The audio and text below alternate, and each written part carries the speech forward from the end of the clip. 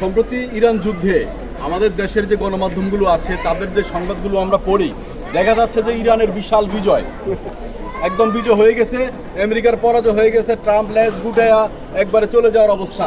আসলে বাস্তব পরিস্থিতিটা না, বাস্তবতা নয়, না বাস্তবতা নয়। দেখেন, আমি কিন্তু ইরানে নাই, তেহরানে নাই, আমি কিন্তু সৌদি আরবে নাই, আপনার মতোই কিন্তু আমি বাংলাদেশে কখনো ঢাকায়, কখনো নোয়াখালী, কখনো কুমিল্লা, মানে বাংলাদেশে। তো মিডিয়া আপনিও দেখেন, আমিও দেখি। আমাদের দেশের মিডিয়াগুলি কি, আমাদের দেশের মিডিয়াগুলি এখন ভিউ কামাই করে। তারা বুঝতে পেরেছে যে বাংলাদেশের মানুষের কাছে কোন সংবাদটা জনপ্রিয়, এটাকে তারা বেশি বেশি প্রচার করে। ওকে, এখন তারা দেখছে যদি ইরানের পক্ষে একটা সংবাদ দিয়ে এখানে লক্ষ লক্ষ ভিউ হয়ে যাচ্ছে, ইসরায়েলের পক্ষে, আমেরিকার পক্ষে কোনো কথা বললে দেখেন, একবার বিবিসি একটা নিরপেক্ষ একটা প্রতিবেদন কি যেন দিছিল, ওরে ভাই আমি কমেন্ট বক্সে যাই দেখি কি হায়রে গালাগালি, বিবিসিকে গালাগালি, দালাল, কাফের, নাস্তিক, বাইরেও বাংলাদেশ থেকে, এগুলা। তো মিডিয়াগুলো এই পালস সেন্টিমেন্ট বুঝে ফেলছে বাংলাদেশের মানুষ কী খাইতে চায়। স্বাভাবিকভাবে আপনি বাজারে কোনো পণ্য উঠাইতে গেলে চিন্তা করবেন এই এলাকার মানুষের মানে চাহিদা কী। ঠিক তেমনি আমাদের মিডিয়াগুলি ওইভাবে প্রচার করছে, বাস্তবতা কিন্তু তা নয়।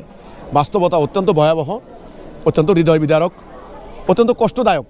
সেটা হলো ইরান নামক এই রাষ্ট্রটাকে তারা তারা শিয়া হোক আর যাই হোক, ওদের রাষ্ট্র, ওরা নিজেরা তিলে তিলে তিলে তিলে এ পর্যন্ত তৈরি করেছে।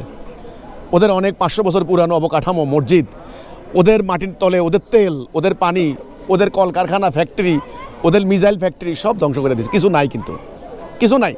আর সবচেয়ে বড় কথা হলো ওদের কোনো নেতাই নাই। আর আমার কাছে কষ্ট লাগছে একটা কথা শুনেন, এই যে মানে প্রেসিডেন্ট নির্বাচন করেছেন একজন ভদ্রলোক, আমি নাম বলতে পারছি না এখন, আরেক ভদ্রলোক, ওরা বলে কি এই লোকেরে মারবা না, এই লোকেরে বাসায় রাখো, এই লোকেরে মারলে আমাদের সাথে আলোচনা করার কোনো লোক থাকবে না। না, ওটা না, মানে আরেকজন।